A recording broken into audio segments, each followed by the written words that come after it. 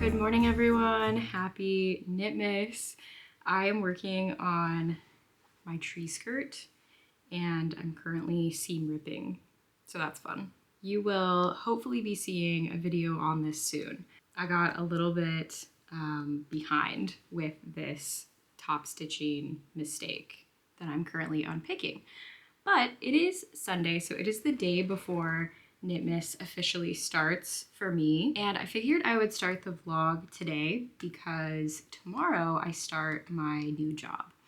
And I'm a little nervous, a little anxious, but excited. But of course, that means that there's not gonna be a whole lot of vlogging. I'm just gonna be spending the day in the office, onboarding, getting a tour, getting everything set up. So it's not gonna be very exciting for you. But today, I just have a lot of stuff I need to do crafting wise, and also just kind of getting my life back in order after Thanksgiving, after traveling. I also would like to skein or take up my skein of sock yarn and get that ready to cast on tomorrow. Tomorrow is December 1st, and it is the start of the Fa La La Fleegle Heel Cow that I'm doing to kick off my new pattern launch. And other than that, I'm just gonna be working on the same whips that I've been working on and trying to get those finished before the new year. I'm just gonna keep working on seam ripping, my top stitching. I wanna show you what I got from my Seattle trip. We went to Seattle for the first time since before COVID, so it was really nice to visit again. We were traveling for work, well, my boyfriend was traveling for work and I got to tag along. I had a lot of fun going to a bunch of yarn stores. I didn't have too much time. There were definitely yarn stores I wanted to go to that I didn't have time to get to, but that just means that I'll have to go back. But I want to show you what I did get. We planned an extra day together to go to Bainbridge Island, which is just like a 30-minute ferry ride away. And that was definitely the highlight as far as yarn goes, because on Bainbridge Island there is the Lamb & Kid and La Mercerie, which are two amazing yarn stores. They're both huge. They have so much in stock. La Mercerie was, I think, my favorite yarn shop that I've ever been to. It was amazing. I could have spent all day there, but I did have to limit my purchases just a little bit. However, this is the most I've ever purchased at one time and also the most I've ever fit into my suitcase. I packed extremely light because I knew I would be bringing back so much stuff. And it was hard because we did carry-ons only for an 8-day trip, but we did at the tail end of our trip, we went to visit my boyfriend's family for Thanksgiving, and we washed our clothes at their house, so that's sort of how we made it all work. But let me just show you what I got. My first purchase is some fabric from Stitches. Stitches is mostly a fabric shop. They do carry some yarn, but it is in Capitol Hill, and I was able to walk to Capitol Hill from downtown. Actually, I walked everywhere. We stayed right downtown, and I didn't Uber anywhere. I just walked everywhere, and it was great. It was really difficult to decide what to get, but I finally narrowed it down to this gorgeous woven fabric from Fabulism. I really like the peach and lavender accents on the green fabric. I just think this is so pretty. I am loosely planning some sort of top, maybe from the Spaghetti Western pattern company. They have a collared shirt that I'm thinking about making with this. I have 2 yards of it. I did go to some other yarn shops around Seattle, and I filmed some footage for shorts. So hopefully I will be able to get those edited and uploaded at some point, maybe after December, since there's just so much going on right now. But I didn't end up buying anything at any of the shops that were in Seattle. Everything else I bought on Bainbridge Island because I knew that I was going to be purchasing a lot, so I kind of saved everything up for Bainbridge. When you get off the ferry, the first yarn store that you can walk to, it's a literal 5-minute walk from the ferry. It's awesome. is the Lamb Kid. I've never tried their yarn before. They dye their own yarn, so everything in their shop is their yarn, and then they also sell Spin Cycle. So the first skein that I got is this. This is the Trio yarn. So it's fingering weight, it's 70% merino, 20% cashmere, and 10% nylon. And the colorway is Slug. And then I got this one, which is their Shed base, and it is 60% merino and 40% Romney. I really like this base. I'm very excited to try this out. This is in the colorway Picnic.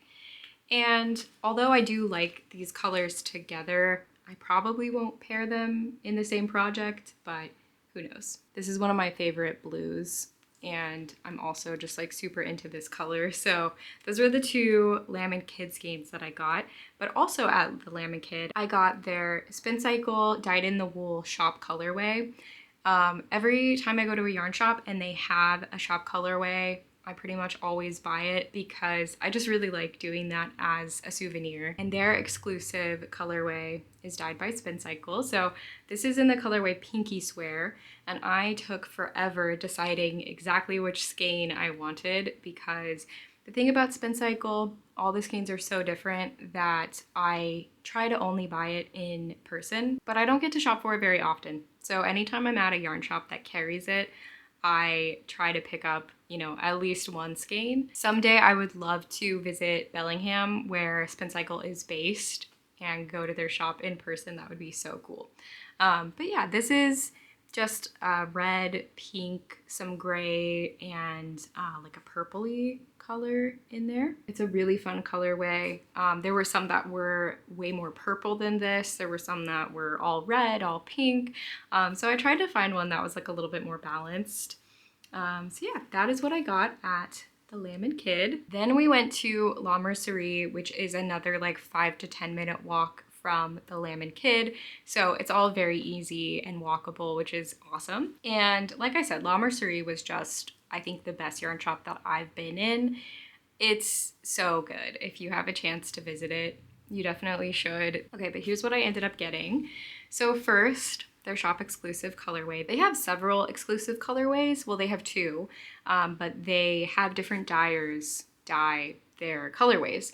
So first, Spin Cycle dyes their two shop exclusive colorways. This is the November Air colorway, and then the other one is their Pale September color. I got two skeins of the Spin Cycle Plump. This is a really fun colorway, and I'm planning to make one of the Plump cowls by Andrew Mallory. It is called the Plumped Up Cowl, so that is the one that I'm planning on making, and it does call for 4 skeins of bulky weight, but I just got the 2 of November Air, and I'll probably get just like a plain cream for the other 2 skeins. I've been wanting to try La Mercerie's own yarn line that they dye, which is called Ampersand Fibers. And so I picked up this skein of fingering weight. This is their Avenir fingering. They have 2 different bases. One is grown and milled in the US, and then their other one is grown and milled in Scotland, and then they dye it in Washington. And so I think this is the one that is the US milled line. I could be wrong, but it is 100% Corriedale, and this is in the color Mallard. And I think what I'm gonna do is swatch with this and then buy more skeins of it online to knit a sweater, but there was no way I could fit a sweater quantity of yarn in my suitcase. So I just bought the one skein, and I'm gonna play around with it and see what I want to make with it. This next skein is one that my boyfriend picked out. Often when he is yarn shopping with me, he'll pick up a skein that he wants like socks out of, or something that I can make with a single skein of hand-dyed yarn. And so this is what he chose, which is gorgeous. Also, I love this label, like the shiny logo with the matte paper. It's just, everything about this is so pretty. So this is from Pigment and Ply. This is the It just says 75-25 sock set. And the colorways are Wilted but Wistful and Dread Heading. So this is such a fun little sock set. Love this colorway. This is gonna be really fun to knit. So that is the yarn that I got, and then I got a bunch of fiber. First up is their shop exclusive colorway that Lobby and Ami dyes. So they had a couple different yarn bases, and then they also had this fiber. Actually, this might be a little bit different from the Pale September color because this one says it's called Amy's Peach Sweater, but to me it looked very similar to the Pale September. Would you come here real quick? Do you remember if they said this was their shop exclusive colorway? So they had Spin Cycle one. Yeah, this is the Paris one. It's just, I was thinking it was their Pale September, but then it says Amy's Peach Sweater. I don't think so, because it looks the same, right? We both remember that. Okay, we're pretty sure this was an exclusive colorway. No, I'm not sure if it's the exact same as the Pale September, but this is their Confetti fiber, and it is 50% merino, 30% Shetland, and then 20% recycled threads. So that is like, so they card in like leftovers from their yarn, I think. So I'm really excited to spin with this. I've actually never knit or spun Lobby and Ami before, so that was fun.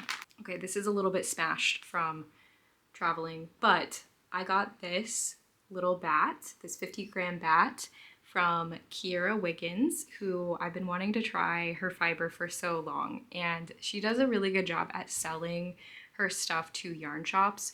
So her shop updates can be a little bit hard to get what you want from, but it's really nice that you can often get her stuff at a couple different yarn shops. So this is hand-dyed in New Jersey, and it is 70% Jacob wool, which I've never spun, and 20% cashmere with 10% of recycled sari silk. Oh, and the bat is called Shepherdess, and the colorway is Pale Iris. So I just really like what Kiera Wiggins does, and I'm very excited to try this. Okay, last fiber that I got is from Yarn Jam. I've been hearing a lot about Shanico, and so I knew that they were gonna have some and I wanted to try it, and this is the colorway that I got. It is called Neon Sunset, and it is their Confetti Tweed base. So it is 89% Shanico, which is a Merino Rambouillet blend, and then it has 11% of acrylic and rayon, which are the little neps. The last thing I got from La Mercerie is a pair of needles. So I have never tried the Luca needles, and I saw that they had the copper ones, and so I just picked up a size that I needed for the sweater that I was knitting. This is what they look like. Yeah, I like them. They're really interesting to knit with. The very last thing I got at a yarn store out of Eastern Washington when we were visiting family are these two skeins of Sandnes Garn Pure Ghent, which is a base that I've been wanting to try for a while. And I just needed some yarn to do one last sample knit of the reverse Fleagle heel pattern that I was working on while we were traveling. So I just picked these two up, which is really fun. I love this one.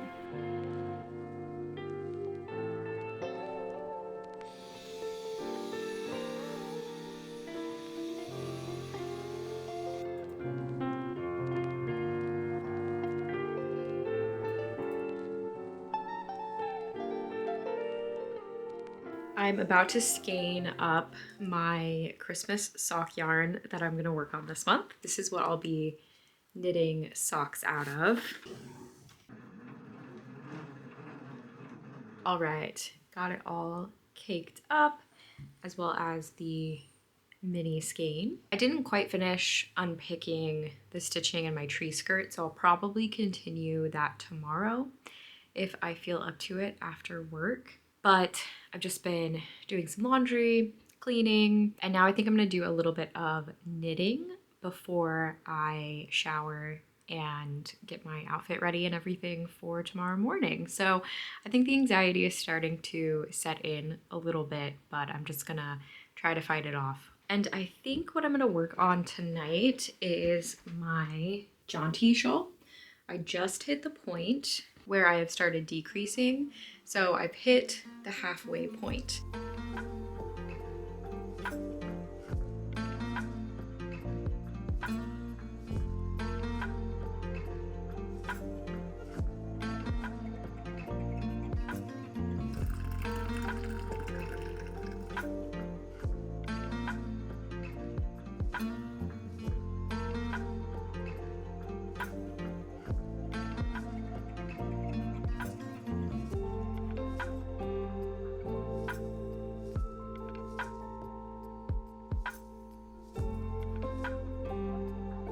Good morning. I'm about to head out on my first day, and I just barely well, I started the cast on for my Flegel sock cal.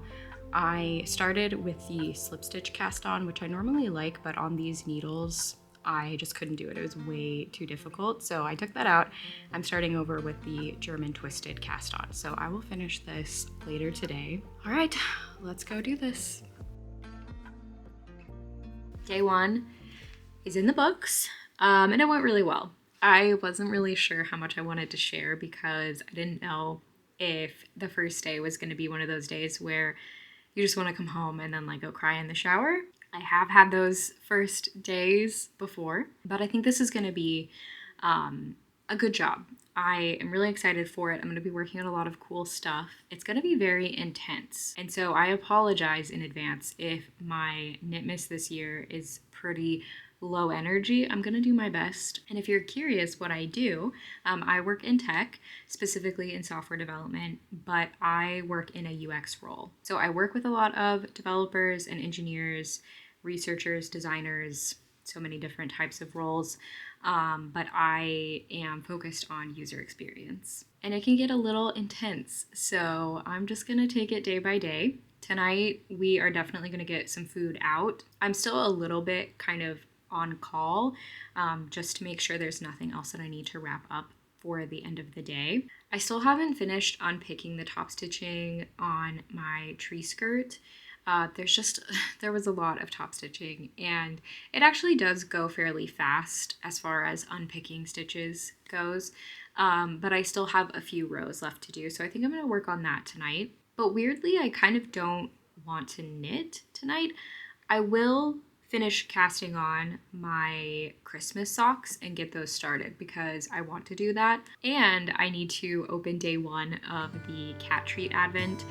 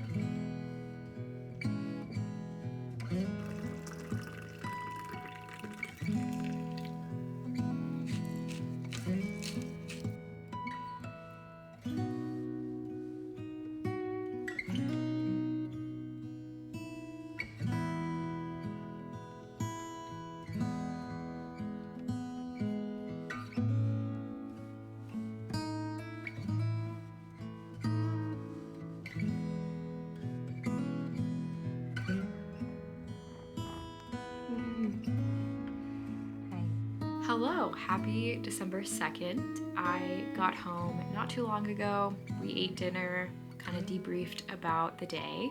It is now just about to be 7 p.m., so I'm trying to figure out what I'm gonna do for the rest of the night. I am very exhausted. I'm not going to sugarcoat it. This job is quite intense. I spent all of today in the office. I did knit a little bit on my sock this morning, and I want to show you where I'm at. I am completely loving this yarn. I'm so happy that I got to grab a skein when I did, because Tiny Human Knits is no longer shipping to the US, at least for now.